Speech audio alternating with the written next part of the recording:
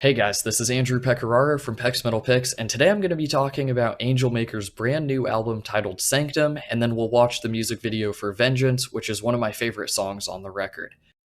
I have to say, though, right at the start, that January has been an absolutely phenomenal month for deathcore. We got new releases from Enterprise Earth, Fit for an Autopsy, Shadow of Intent, Worm Shepherd, probably a couple others that I'm forgetting off the top of my head. And then making the cut right at the end of the month with this album, Angelmaker is just the cherry on top in what has to be one of the best months for deathcore ever. Certainly a great start to 2022 for the genre. Now, Angelmaker's been making some waves in the past couple of years. They released one of my favorite deathcore records of all time back in 2015, and I've been especially excited to hear their new material. Right away, it's clear that they're continuing to make excellent use of both of their vocalists, and it can be tough to have multiple screamers in a band, but I easily put Angelmaker up there with other bands like Viljarda who use the same dual vocalist approach.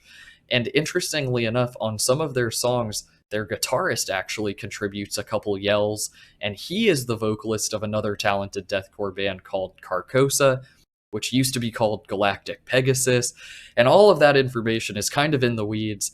But as somebody who really appreciates vocal variety, it's really cool to know that this band is so stacked with people who can do insane vocals. Now, one of the things that's really cool about the dual screamer style is that it really expands the band's range and lets the vocalist showcase their capabilities. Like, one can step forward, do something really cool, fade into the background. The next one does something really cool. It's like a lot easier for them to play up to their strong suits and fill in the weaknesses for each other.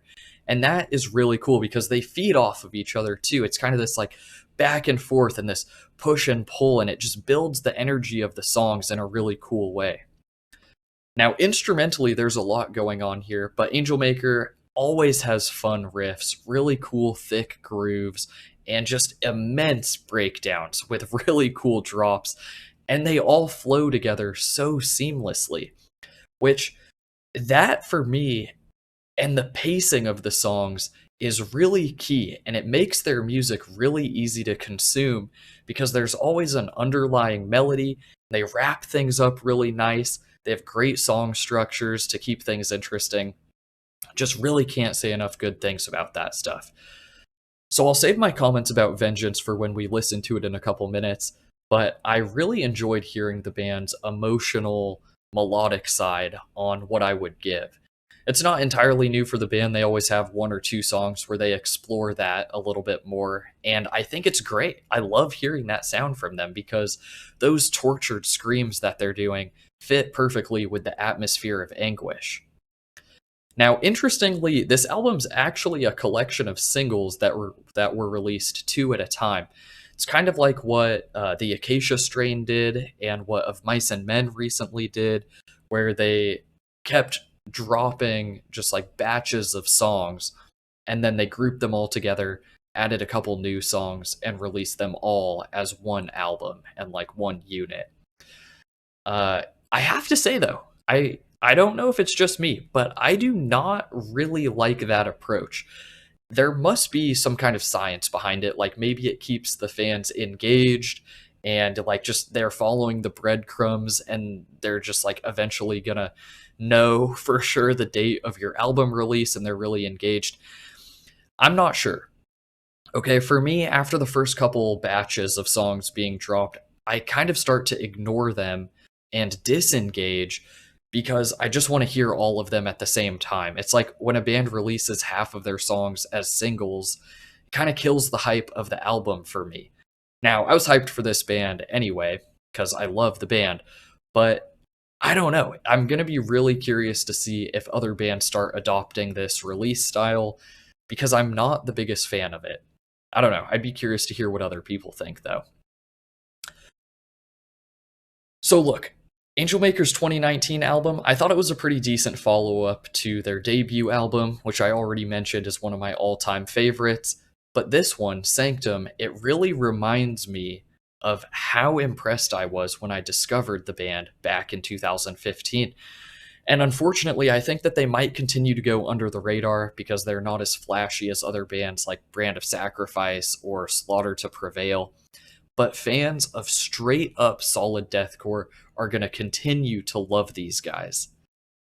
And that's my review. I think we can just jump right into Vengeance now. This, like I said, one of my favorite songs on the album. Gotta get myself set up here. And we're just gonna jump into it. But right at the start, the one thing that I want to note for you guys before we start listening here is notice how relentless the vocals are. Once I realized this, I couldn't stop paying attention to it. The vocals literally do not stop for this entire song, which is 3.5 minutes. So let's check it out.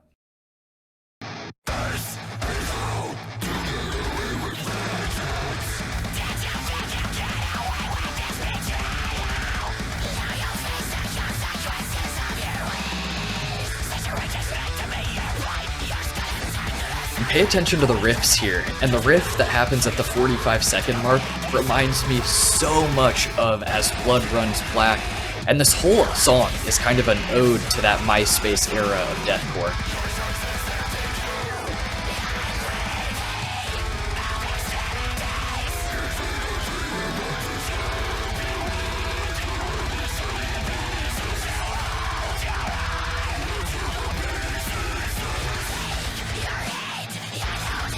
So he's kind of in the back, but the vocalist of Carcosa is the one with the really big beard. I think he might have a hat on in this track. Yeah, right there.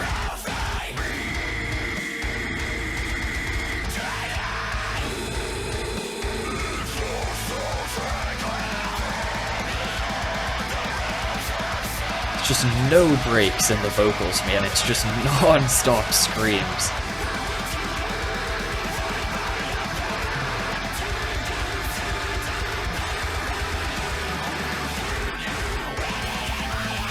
Like right there, it's like you almost think, okay, they're gonna like have a little mellow part, but no, it just dives right back into it.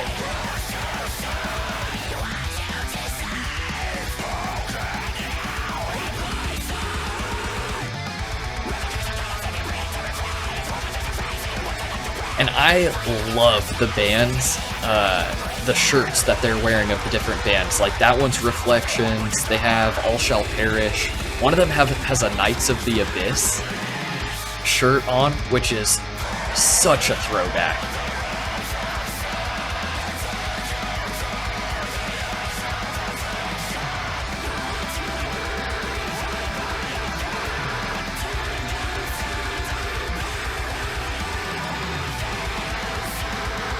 I almost bought that Reflection shirt a while back.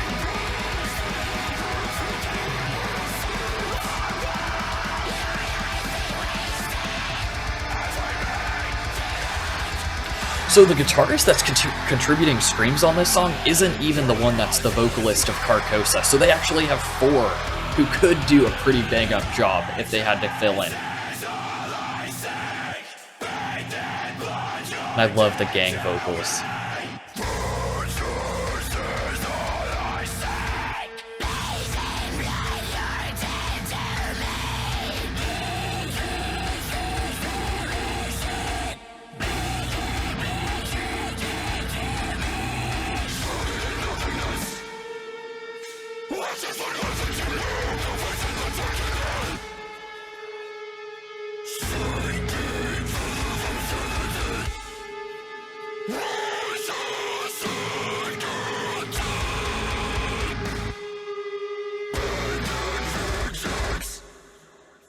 For people who don't know Angelmaker, they actually have really cool, really unique breakdowns, and that's one of my favorite things about them. That was a pretty good example there.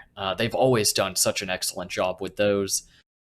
But that's pretty much the review. You know, like I said, new album titled Sanctum, really good. Songs have a lot of variety, and I think they did a great job with them. Like I said, unfortunately, I don't think they're really going to get the attention that they deserve because I think they should be one of the most well-known deathcore bands.